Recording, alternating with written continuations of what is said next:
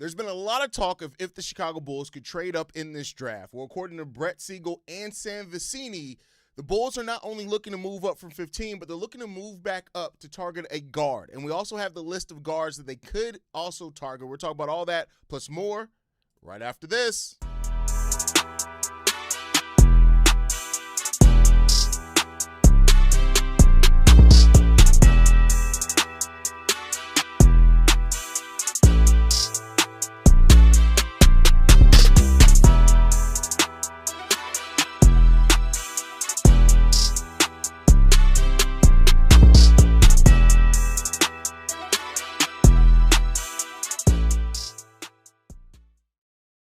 What's going on, Bulls fans? Welcome to another episode of Chicago Bulls Central, your number one spot for everything Chicago Bulls related. I'm the host there, Haize, but more importantly, you guys can follow the channel at Bulls Central Pod on every social media platform we happen to be on. With that said, let's go ahead and get into the content for today. Y'all, make sure you guys hit that subscribe button. Trying to get to 50,000 subscribers by the start of the 2026-27 season, and we can only do that with your guys' help. About 42% of y'all that watch these daily episodes are not subscribed to the channel. Stop freeloading. Hit that subscribe button. It's free also, so you're still technically freeloading. You're watching this every single day anyway. Hit that subscribe button. But with that said, we have updates in two areas, right? So I covered it over on Locked On Bulls today. Sam Vecenie initially today, when he announced his new mock draft, reported that Bryson Graham has been looking to move up from 15 back into the lottery, which, again, if you're in the Chicago Bulls Central Discord, you would already know this because I told y'all this was a possibility.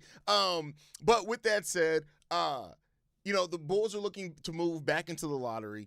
And then today, Brett Siegel released his new mock draft where he not only talked about the fact that the Bulls are looking to move back up into the lottery, but also a list of players that they could be focused on if they are able to move back up. He specifically named Kingston Flemings, Keaton Wagler, and Mikel Brown as the players that the Bulls could all target if they were to move up from number 15. And here's what I'll say. Those guards are all very different, right? So it's not like you're seeing the same type of guard where it's like a two-way guard or anything like that. These are all guards that have really good shooting and scoring upside, but there's different varying degrees. Keaton Wagler is not really a good defender. Some people do believe that he can turn into a good defender as he continues to develop.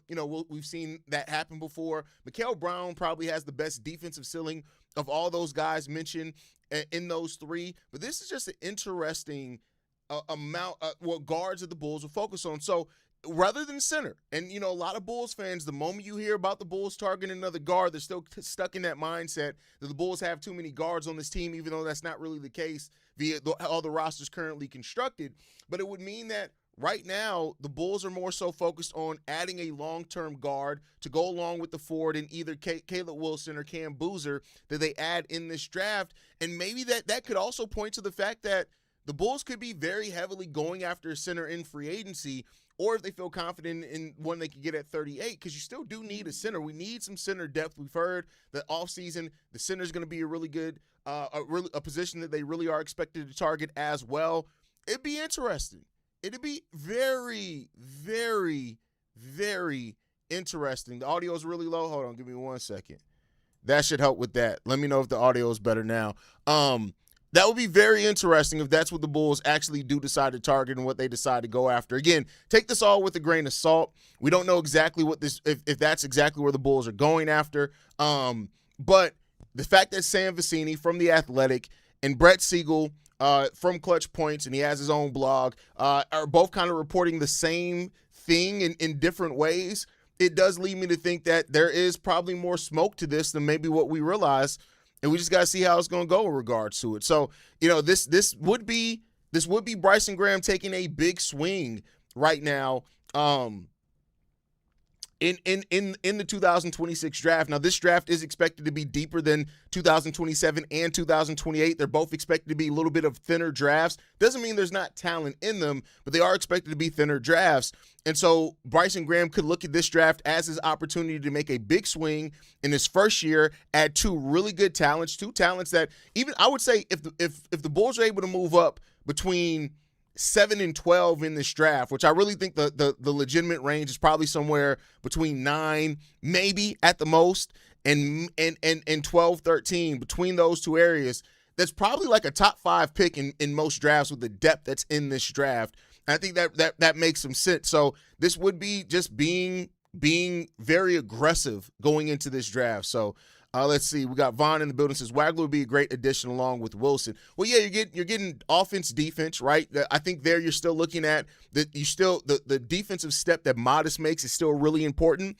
If you are able to get a rim protecting big, whether in free agency or somewhere else, that can really protect that rim and even still switch some. I think, having Modest, having Wagler, you have two guys that can be very switchable. But if you add that switchable shot blocking center to that group, it could become a solid enough. I won't say elite defense because you got to wait to see how those guys grow and develop defensively, but it could be a really good group. I actually like Carr better than most of these guys. The more I see, listen, I said it in the Discord as well. I don't understand because a lot of mocks are starting to have Cameron Carr falling back again, which is weird enough, right? I think Cameron Carr kind of fits the mold exactly, but if you can get a higher level talent than that, maybe that's what you decide to do. I don't know. I like Carr in that range, but that's just not the names that Brett Siegel reported on. So we all like Cameron Carr. I think we all have seen now and talked kind of ad nauseum about what Cameron Carr could be for this team. But Carr would kind of be my preference, as I like Carr. I think the center position in this draft got weak after some players went back to school. A lot of tweeners or drop. Yeah, that's fair. I think that's very fair. There are a lot of tweeners where you look at kind of those long-armed forwards that could play center rather than just straight-up centers in this draft. So that's a fair thing. I think, especially if the Bulls pivot more towards Mark Williams. It seems like Walker Kessler is going to go back to Utah. Seems like Utah's ready and prepared to pay what it takes to keep Walker Kessler. So that would kind of mean Mark Williams is kind of more of a focus there. Off the top of my head, there's somebody else that's in this. Oh, Robert Williams is somebody else that we've talked about, but he's a little bit older, very injury prone. He's a little bit smaller on that side too. Of course, like we said, we have talked about Mark Williams as being somebody that you could be. Keaton, Walker Kessler being somebody else that you can also target as a center. But like I said, I think that he's probably going to return. Jalen Duren's off the market. The Pistons have basically said, hey, listen, y'all can go ahead and give offer sheets if you want to. We matching that shit, fuck your mama. That's basically what the Detroit Pistons have said in regards to it, so we'll see. If I can get Boozer and Wagler, then this can flip for us quickly. It could.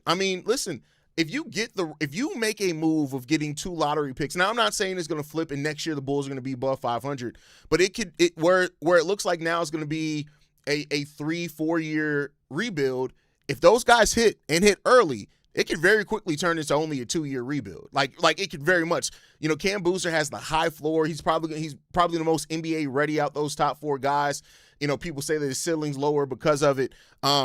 But yeah, and Keaton Wagler is one of those guards that I personally feel like has the potential of being a lead scoring guard on the team. I really think he has that potential there. I've seen somebody ask if you can probably get a cuff. Darius A. Cuff is probably not going lower than 7th to the Sacramento Kings, I believe, pick at 7th. That's probably the floor for him as far as draft wise. So he's going to be one of those first 3 picks outside of the top 4 is Darius A. Cuff. So I don't think the Bulls have a realistic way of trading back up that high. But we'll see, right? We'll see.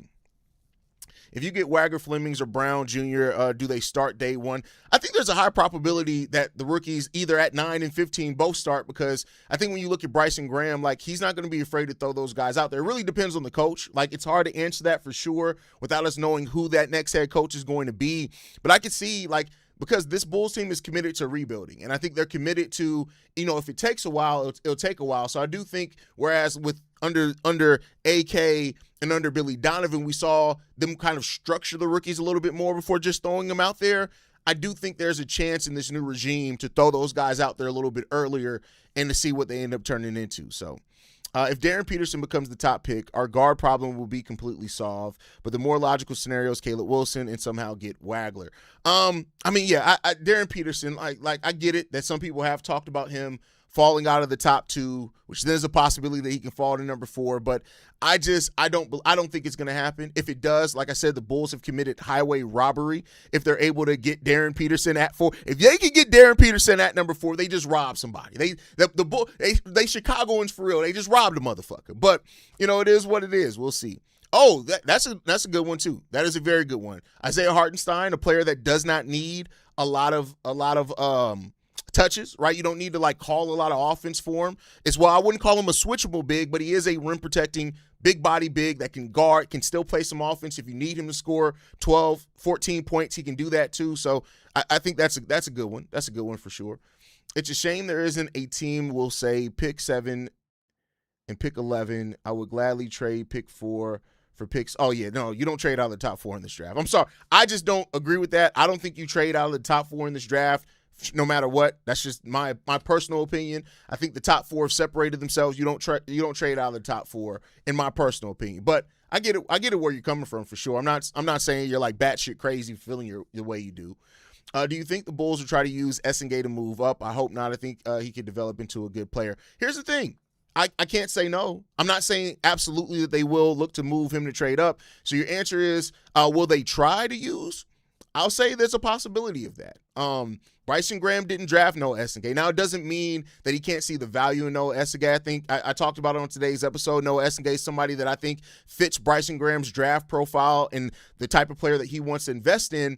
But I'll say this. If Bryson Graham looks at it and says, Modest is our 3, we're getting our 4 in Cam Boozer, Caleb Wilson, at that point, it could make Noah Essengay more disposable to get your guard if you want to add your guard of the future, right? Because you still have Leonard Miller that could be your backup forward, right? You still have that you could develop. Finding a backup wing is easier than finding, than other things in the NBA. So I say that there's a possibility for it. I won't say that it's likely one way or another, but of course there is a possibility for that for sure.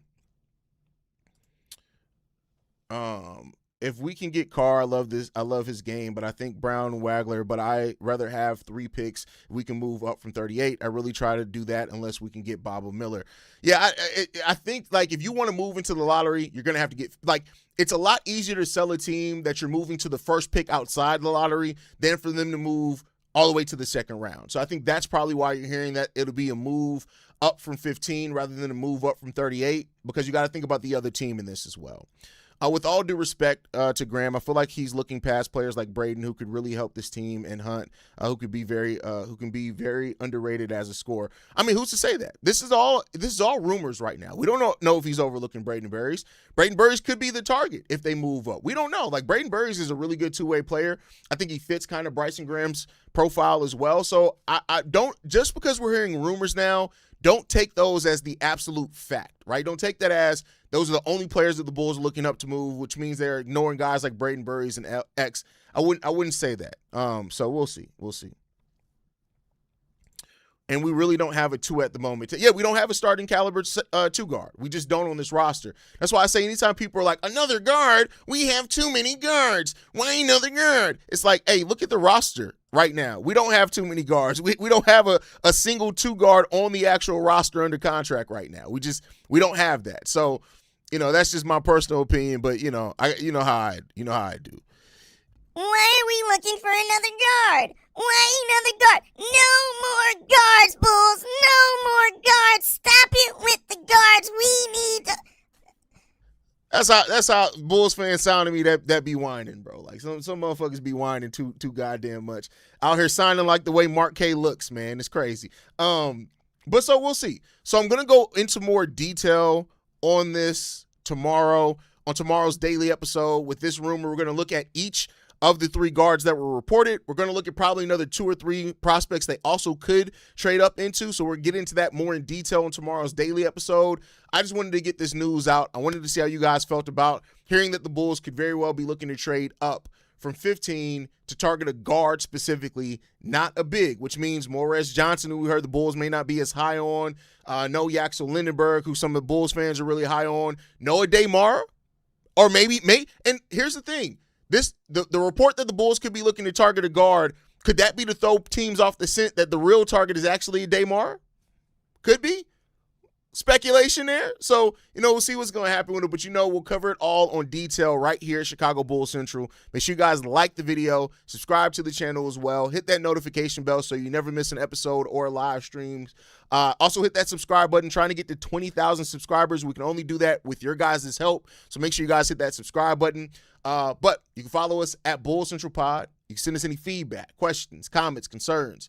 bullcentralpod@gmail.com. And lastly, if you want to leave a text message and our voicemail for the mailbag, the number to do so, 773-270-2799. We are the number one spot for everything Chicago Bulls related. Love you guys. See red. Go Bulls, y'all. Peace. This has been a presentation of the Break Media.